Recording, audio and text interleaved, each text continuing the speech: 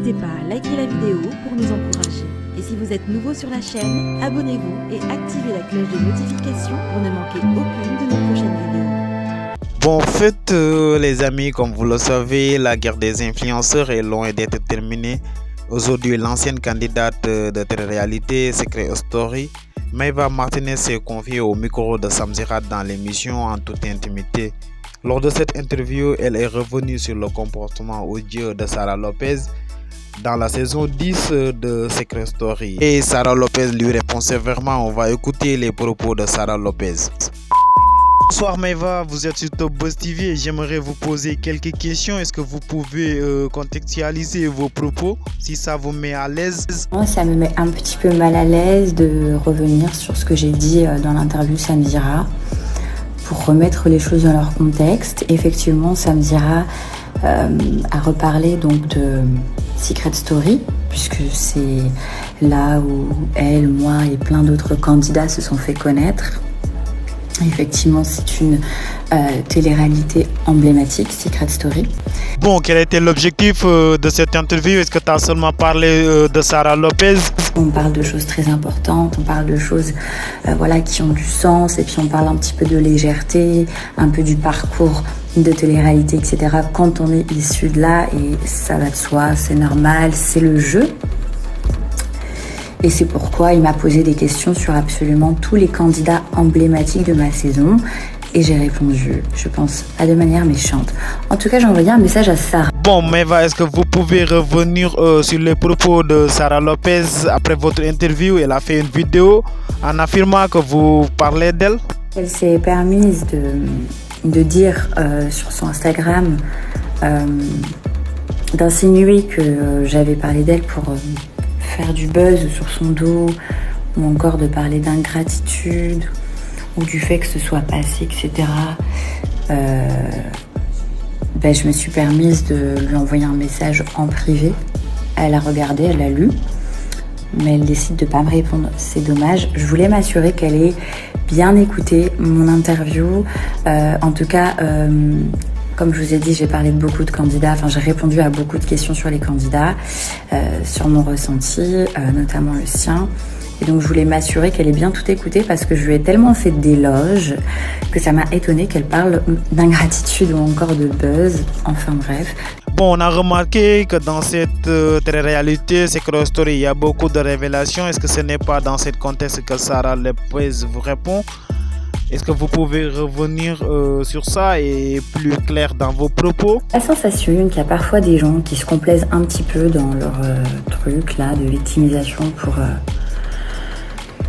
peut-être buzzer, au contraire. Mais c'est quand même bête, c'est quand même très bête. Par exemple, Bastos, j'ai dit, moi j'adore Bastos, j'adore le travail qu'il fait, il a un très beau parcours. Maintenant, c'est vrai que j'aime beaucoup moins ce qu'il fait ces derniers temps, ça n'empêche que je continue de le suivre et qu'il a un très beau parcours.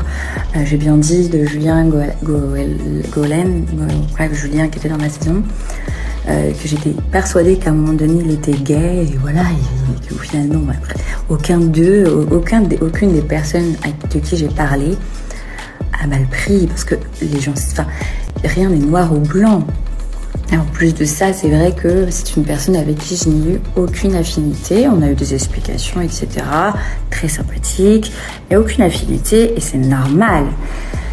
Déjà parce qu'on était parti du mauvais pied, puis il y a des gens qui ne sont pas faits pour s'entendre. C'est une question d'énergie, de vibe. Comme j'ai dit en plus beaucoup de compliments sur elle. Et oui, j'ai dit en rigolant, c'est bien un enfant, ça apporte un peu d'humanité. Et après j'ai rigolé, j'ai dit non, mais mon avis est biaisé parce que parce que j'ai connu d'elle, de ce qu'on a connu ensemble. C'était ironique, c'était drôle. À un moment donné, voilà, faut péter un petit coup, quoi. Faut pas en faire tout un plat, hein.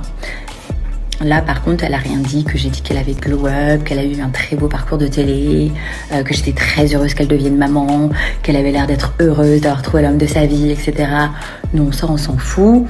On garde juste le truc de où je rigole, tant mieux, ça lui fera un petit peu plus d'humanité. Non, mais je plaisante, mon avis est probablement biaisé. Je suis hyper Bon, quelle était votre réaction lorsque vous entendiez le mot ingratitude dans sa bouche? Je suis un petit peu étonnée quand je vois le mot ingratitude. Pour moi, ingratitude, c'est quand tu fais quelque chose pour quelqu'un et que derrière, il en est ingrat.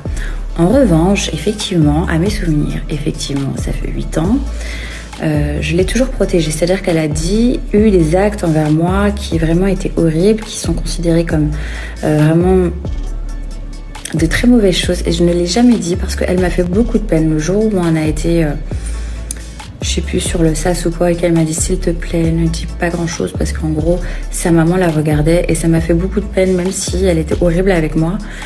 Dans Secret Story, voilà, j'ai jamais dit après les choses qu'elle avait dit, le comportement, etc. Quel a été vos rapports entre vous et Sarah Lopez? Je l'ai toujours protégée vis-à-vis de ça, parce que j'aime pas qu'on harcèle les gens. Je sais que les gens auraient été extrêmement méchants avec elle. Donc, ne parlez à moi d'ingratitude, voilà, même si ça fait 8 ans. Et oui, il y a clairement prescription, c'est bon, c'est passé, on est des adultes aujourd'hui. Alors, je me sens Bon, comment vous vous usez par rapport à ça? obligée de me justifier pour ce mot ingratitude parce que je trouvais que ça n'a pas de sens. Et je pense qu'à un moment donné, quand on utilise un vocabulaire, il faut qu'il ait du sens. Et s'il n'en a pas, fais attention à ce que tu dis, c'est tout. Enfin, faut pas dire les choses n'importe comment non plus, voilà. C'est comme de parler de buzz. Non. Non, ça n'a pas de sens. Déjà, ce n'est pas mon interview sur ma chaîne, c'est celui de Samdira. Donc, à la limite, celui qui est monétisé, c'est lui, pas moi. Ensuite, le buzz. Je suis peut-être la dernière candidate de télé-réalité à chercher du buzz. J'ai toujours été une extrêmement mauvaise candidate de télé. J'ai jamais réussi à être une bonne candidate. J'ai toujours été trop discrète. J'ai jamais surfé sur le buzz. Même dans mon ancienne vie sentimentale, je n'ai jamais cherché à faire du buzz ou à raconter tout. Bref, je suis pas comme ça, c'est pas mon truc, ça l'est toujours pas. Bref, en tout cas, c'est dommage que ça apporte un peu de négativité. Je ne voulais pas qu'elle se sente offensée. D'ailleurs, personne ne me dit quoi que ce soit. Je pense que, voilà, encore une fois, rien n'est noir ou blanc, personne n'est parfait.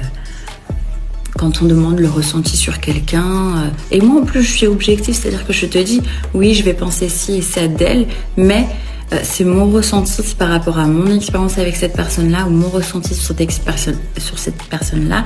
Donc ce n'est pas la réalité des choses, c'est un ressenti que j'ai qui m'appartient. Je suis vraiment pas quelqu'un de... Je suis hyper juste et je le dis tout le temps et je l'ai dit dans l'interview et voilà. Et quand je pense des choses méchantes, je dis pardon, c'est vrai que je ne pense pas du bien de cette personne-là, mais c'est parce que, non, ça veut pas dire que la personne est mauvaise ou quoi que ce soit. Bon les amis, c'était ça, Maeva Martinez. Si cette vidéo vous plaît, abonnez-vous, activez la cloche de notification et n'oubliez surtout pas de laisser vos commentaires en bas de la vidéo.